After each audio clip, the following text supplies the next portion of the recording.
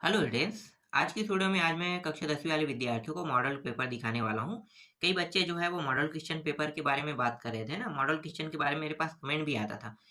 अब मेरे पास एक मॉडल क्वेश्चन पेपर है, ये है प्रबोध का मॉडल क्वेश्चन पेपर है। ये जो प्रबोध के मॉडल क्वेश्चन पेपर में 4 सेट है। अब मेरे पास जो परीक्षा बोध था, है ना, परीक्षा बोध वो प्रबोध का था, तो प्रबोध का था इसलिए मॉडल पेपर भी मैं प्रबोध का ही रखूंगा ना। युग बोध के रखता हूँ तो दिक्कत हो जाएगा। इसलिए प्रबोध का, अगर मेरे पास परीक्षा बोध है तो मैं प्रबोध के मॉडल पेपर से ही बताऊंगा, क्योंकि ये जो प्रबोध के प्रश्न है वो परीक्षा बोध में मिलेगा ही मिलेगा। इसीलिए प्रबोध का ही मॉडल पेपर और प्रबोध के परीक्षा बोध का ही उपयोग कर रहा हूँ। अगर मैं युग बोध का उपयोग करता तो युग बोध के दोनों होते हैं, है ना, जो परीक्षा सार आप कहते हो तो यो युग बोध वाले बनाते हैं। अब यहाँ पे देखो लिखा क्या है, इस संग्रह से 100% प्रश्नों के आने की संभावना होता है। ये 1 महीना पहले बनाया जाता है। अभी आपका प्रश्न पत्र जो है वो सेट तो हो गया है, बस उसमें थोड़ा बहुत बदलाव किया जाएगा। तो बदलाव क्या करते हैं ये भी मैं बता देता हूँ। ये जो मॉडल क्वेश्चन पेपर है इसमें से कुछ प्रश्नों को फंसाना है, तो बोर्ड वाले क्या करेंगे, इसमें से कुछ प्रश्नों को उठा लिया जाएगा, कुछ कुछ प्रश्नों को हर सेट से। और हर सेट से उठाने के बाद आपके कम से कम पासिंग मार्क के हिसाब से वो प्रश्न रहेगा, और पास हो जाओ उतना नंबर बोर्ड वाले जो है ये जो मॉडल पेपर है इससे उठा के उसमें ऐड कर देगा।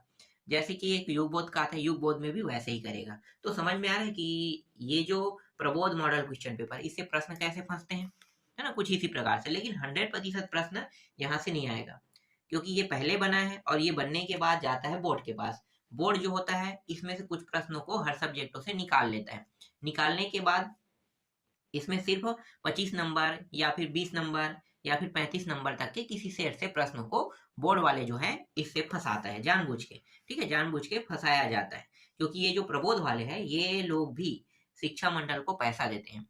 और पैसा देते हैं तो मतलब थोड़ा सा, भाई अगर फंसेगा नहीं तो नुकसान हो जाएगा ना, बच्चों का भी नुकसान होगा, बोर्ड वालों का भी नुकसान होगा, तो दोनों का नुकसान ना हो, इसलिए जानबूझ के ऐसा करना पड़ता है, क्योंकि बच्चे जो है वो थोड़ा बहुत पास हो जाए। जो फेल होने वाले थे वो पास हो सकता है, इसलिए 4 सेटों को बनाया जाता है। 4 सेटों के माध्यम से आपको पासिंग मार्क देने के लिए इन 4 सेटों को तैयार किया जाता है। और ये बोर्ड भी रिकॉग्नाइज करता है कि इन इन प्रश्नों को तुम्हें ऐड करना है, ये प्रश्न जो है बोर्ड में आने वाले हैं। तो इस तरीके से 4 सेट बनते हैं। पहले ये 3 सेट में आता था। 3 सेट में बोर्ड ने कहा कि भाई 3 सेट है, 3 सेट जो है वो कम हो रहा है, 1 सेट बढ़ा दो। उसके हिसाब से थोड़ा बच्चों को ज्यादा पढ़ना पड़ेगा, तब थोड़ा अच्छा लगेगा। इसलिए ये जो मॉडल क्वेश्चन पेपर है 3 से 4 सेटों में बदल दिया गया है। अब ये जो मॉडल क्वेश्चन पेपर है इसमें हिंदी है, अंग्रेजी है, संस्कृत है, विज्ञान है, समाज विज्ञान, गणित, 6 सब्जेक्ट है इसमें। Total 6 subject. अब आईटी उटी वालों का नहीं है ना, जो कक्षा 10वीं में संस्कृत की जगह दूसरा जो सब्जेक्ट लेते हैं उनके लिए तो उसका तो आता ही नहीं है। बस यही 6 सब्जेक्ट रहते हैं। अब चलो आगे दिखाता हूँ मैं आपको। बहुत से बच्चे जो है इसे खरीद भी लिए होंगे, तो मैं आप लोगों को सजेस्ट करूंगा कि इसे भले ही आप लोगों ने खरीद लिया है लेकिन इसमें भरोसा मत करना। मैंने कहा ना सिर्फ पासिंग मार्क है। देखो सबसे पहले हिंदी को देख लेते हैं। हिंदी, और यहाँ से प्रश्न कैसे आते हैं और किस टाइप के आते हैं मैं आपको दिखाता हूँ। देखो यहाँ पे सबसे पहले ये जानबूझ के ब्लूप्रिंट दिया है। ये बताना चाह रहा है कि ब्लूप्रिंट के हिसाब से ही प्रश्नों को बनाया जाता है और ब्लूप्रिंट के हिसाब से ही आपके एग्जाम में आपको प्रश्न देखने को मिलेगा। और ये बात भी 100% है, चाहे वो 10वीं हो या 12वीं हो। 9वीं और 11वीं को छोड़ दो, 9वीं और 11वीं में बहुत कम स्कूलों में ब्लूप्रिंट के हिसाब से प्रश्नों को तैयार किया जाता है। बाकी हर जगह अपने हिसाब से जहाँ तक पढ़ाया जाता है उसे स्कूल वाले जो होते हैं वो उठा लेते हैं। उठाने के बाद मतलब पेपर में जो भी प्रश्न हो उसको ले लिया जाता है 3 नंबर 4 नंबर के हिसाब से, और उसको आपको पेपर प्रश्न पत्र में सेट कर दिया जाता है। तो इससे क्या होता है, इससे ये होता है कि आपको ब्लूप्रिंट को देखना नहीं पड़ेगा कौन से क्लास में, 9वीं और 11वीं में। लेकिन 10वीं 12वीं हमेशा ब्लूप्रिंट के हिसाब से आता है। इसीलिए तो मैं कहता हूँ अगर आप अपने स्कूल के शिक्षक के ऊपर बहुत ज्यादा भरोसा कर दें और वो किसी टॉपिक को आपको कह रहा है कि ये प्रश्न आएगा, ये प्रश्न, लेकिन वो ये नहीं बता पा रहा है कि वो ब्लूप्रिंट के हिसाब से वो 4 नंबर के कि 2 नंबर के, वो नहीं बता पा रहा है। इसका मतलब ये है कि आप अब अपने गुरुजी या शिक्षक के ऊपर थोड़ा सा भरोसा कम कर लो, क्योंकि हम लोग जो बता रहे हैं वो किसके हिसाब से बता रहे हैं, ब्लूप्रिंट के हिसाब से। हाँ, अगर ये आपके गुरुजी ये कह रहे हैं कि भाई ब्लूप्रिंट के हिसाब से आता है और ये ऐसे ऐसे पढ़ना है और ये प्रश्न इतने इतने नंबर के आएंगे, हाँ तो बिल्कुल भरोसा करना, क्योंकि वो आपको सही जानकारी दे रहा है। लेकिन अगर आपके स्कूल के कोई गुरुजी आपसे ये कह रहा है कि ब्लूप्रिंट के हिसाब से ज्यादा फर्क नहीं पड़ता है और ये 4 नंबर का प्रश्न है, ये 4 नंबर में आएगा, लेकिन वहां से 2 नंबर के प्रश्न आए, तो आप उस पर कैसे भरोसा कर लो। तो ब्लूप्रिंट बहुत जरूरी होता है। ब्लूप्रिंट से ही हर चीज आता है। मैं कॉलेज में जब था तो कॉलेज में मैं हमेशा ब्लूप्रिंट के हिसाब से देखता था, और कौन कौन से प्रश्न जो है कितने कितने नंबर का है। वहां तो हर प्रश्न 5 नंबर का आता है और अधिकतर 5 या 10, क्योंकि पेपर जो है वो टोटल जो है 3 पेपर 50 50 50 ऐसे बढ़ बढ़ के ना, तो 10 प्रश्न 5 प्रश्न बहुत कम प्रश्न आते हैं, और बड़े बड़े लिखना है, बहुत ज्यादा लिखना रहता है, तो वैसे ही रहता है। और यहाँ भी ब्लूप्रिंट के हिसाब से आपको देखना। चलो हिंदी को बताते हैं हमें।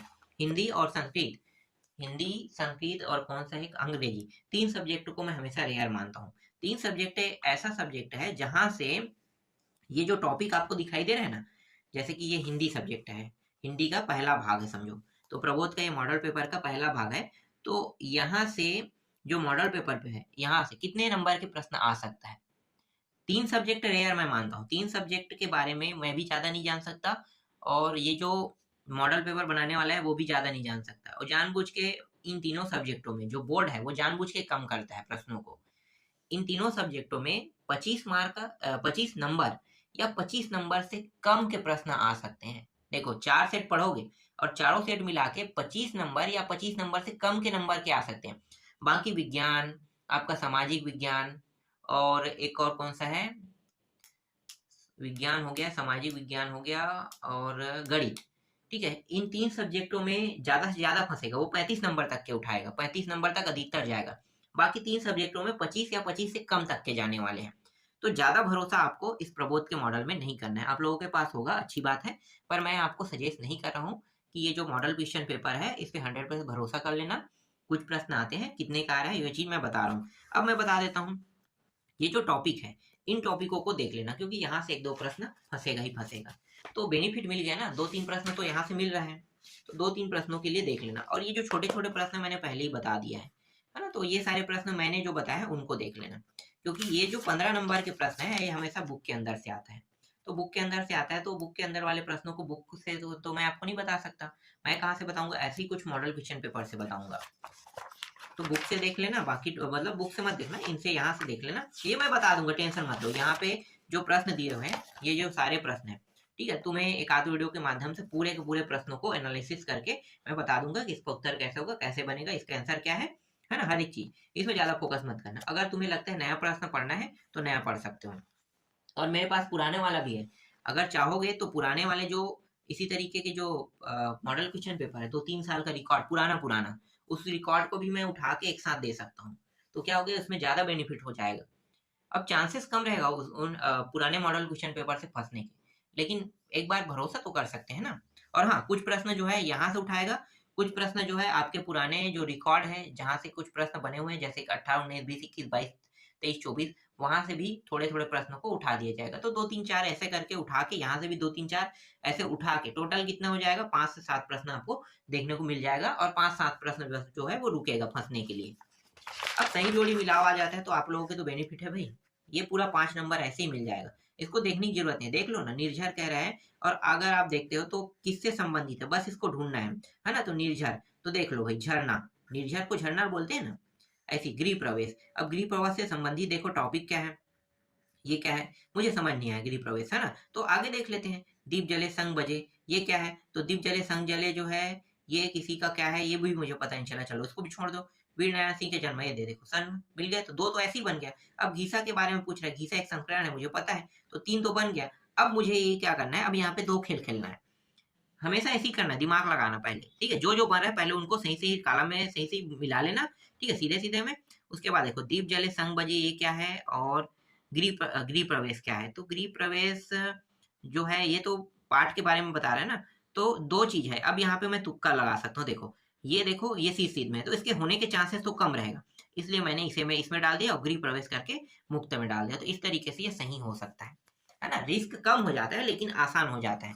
तो ये जो 5 नंबर आपको आसानी से मिल जाएगा, और 5 नंबर आप ऐसे करके टोटल अच्छे नंबर ला सकते हो। तो ये सारे टॉपिक मैं बताऊंगा, देखो ये सारे टॉपिक देख सकते हो। कहानी सुनाए जाने के बाद, है ना, निस्तब्धता क्यों छा गई, ये सारे प्रश्न मैंने टिक करा दिए हैं, टिक कराने वाले में देख लेना ना। लेखक टेक्स्ट को बीमारी क्यों अपनाना चाहते हैं, मतलब ये जो प्रश्न है अक्सर आते रहता है, बीमारी मतलब टेक्स्ट को बीमारी क्यों माना गया है।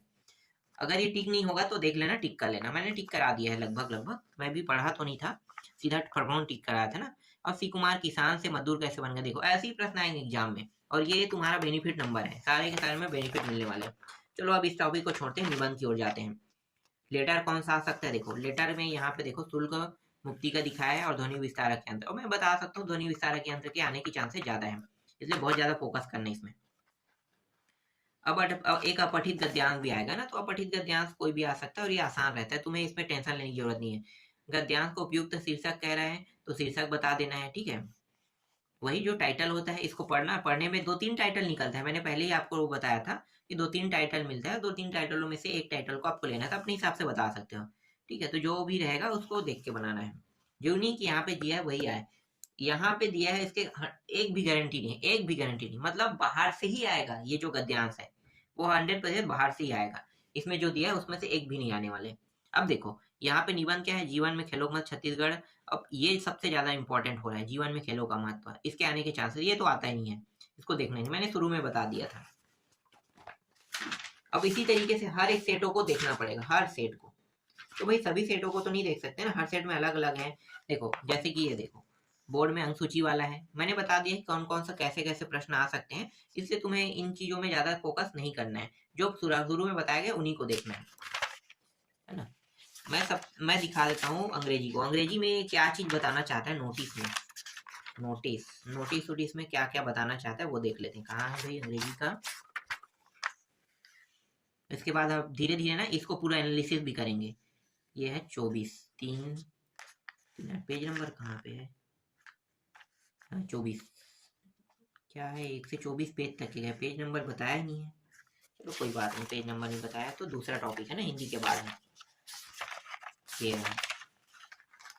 चलो इसमें देखते हैं ये कौन कौन से नोटिस को सजेस्ट कर रहा है वो देख लेते हैं।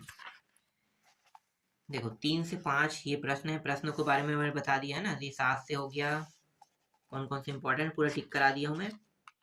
हाँ डुअल डायरेक्टेड आपका बचा हुआ था, एक चीज ये है डुअल डायरेक्टेड यहीं से देखेंगे, यहाँ से डुअल डायरेक्टेड नहीं उठाएगा, लेकिन यहाँ पे एट द क्वेश्चन टैग ऐसा तो बोलेगा ना, तो एट द क्वेश्चन टैग कैसे लगाना है ये तो सीखना पड़ेगा, तो ये सीखेंगे। और change the interrogative negative sentence ऐसे कुछ सीखना पड़ेगा, है ना। चेंज परफेक्ट है तो दो तो आएंगे इससे, देखो दो जो है वो आपका 10 से आ जाएगा, तो 10 से आ जाएगा 2 नंबर, यहाँ पे क्वेश्चन टैग आएगा 3 नंबर हो गया, डू एट डज या फिर हैव या कुछ चीज या इफ एल्स कहेगा, तो ये चीज आसान रहता है, तो इसे सीखना पड़ेगा। देखो यहाँ पे जो प्रश्न दिया नहीं आएगा, लेकिन सीखना पड़ेगा, सीखोगे तो 5 नंबर यहाँ से आपको मिल जाएगा, तो ये टॉपिक को मैं सिखा दूंगा आप लोगों को। अब देखते हैं कहाँ पे है भाई, देखो नोटिस है ना, हमें नोटिस देखना है, ये कौन सा, ये भी नोटिस है क्या, हाँ ये भी नोटिस है, देखो नोटिस बोर्ड। तो नोटिस कैसे बनाना है ये अच्छे से देख लेना, ये भी नोटिस है। देखो लॉस एंड फाउंड का सबसे ज्यादा आते रहता है, तो लॉस एंड फाउंड जरूरी नहीं है कि किस चीज के बारे में पूछा जाए, लेकिन लॉस एंड फाउंड से मतलब है कि आपको घाटा भी हुआ है फायदा भी हुआ है ना, लाभ एंड हानि, यही तो होता है ना, हिंदी में हम इसे लाभ हानि कहते हैं, तो लाभ हानि से आता है, क्या बता रहे पिछले साल तो यही आया था।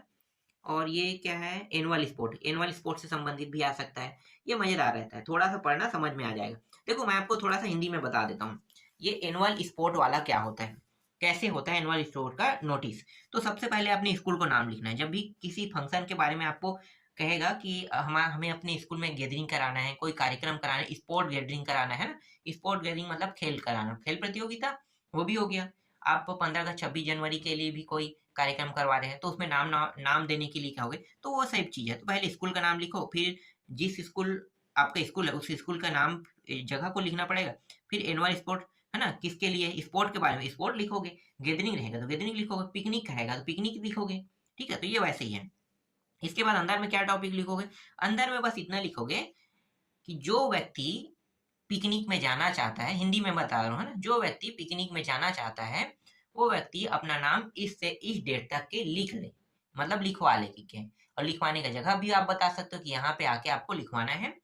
इसके बाद नाम को अगर कटवाना चाहते हो तो 2-3 दिन के अंदर में आप नाम को कटवा सकते हो, बस इतना ही लिखना है, नाम को कटवा सकते हो। और पिकनिक जाने का जो डेट रहेगा वो ये रहेगा। और इसके लिए जो फीस है, या गैदरिंग करने के लिए जा रहे हो तो उस कार्यक्रम में भाग लेने का पैसा अगर लग रहा है तो पैसा डालना चाहते हो तो 100 रुपया 200 रुपया उसको आपको लिख देना है, बस इतना ही लिखना है। इसके बाद नीचे में जो आपका जो इसका मुखिया रहेगा, जो सचिव रहेगा ना, जो नोटिस बनाया है वो अपना नाम लिखेगा कि ये जो नोटिस है मैंने दिया है, और डेट, और इसके बाद इस तरीके से बता दिया जाएगा स्पोर्ट सेक्रेटरी, है ना। जो विभाग से रहेगा वो विभाग वाले, जैसे मैं एक स्टूडेंट हूँ और मैं क्या करवा रहा हूँ, मैं सभी लोगों से को कह रहा हूँ कि हम लोग स्कूल के लिए पिकनिक पे जाने वाले हैं। तो मैं एक नोटिस बना दूँगा। नोटिस बनाऊँगा तो मैं ये नोटिस जो है ये अपने नाम से बनाऊँगा, याद रखना। ये यहाँ पे मैं लिखूँ क्योंकि मैं ही क्या हूँ, मुखिया हूँ यहाँ पे। तो इसीलिए ये नोटिस ऐसे ही बनाया जाता है। तो आपको ये चीज़ ध्यान देना है। ठीक है, तो इसी तरीके के नोटिस आएँगे। चलो मैं इसको बाद में फाइंड करके पूरा बता दूँगा। अभी अच्छे से तैयारी करो। ठीक है, हर एक सब्जेक्ट का अलग-अलग मुझे फाइंड करना है। उसके बाद मैं आप लोगों को सारे सारे टॉपिकों के बारे में बता दूँगा।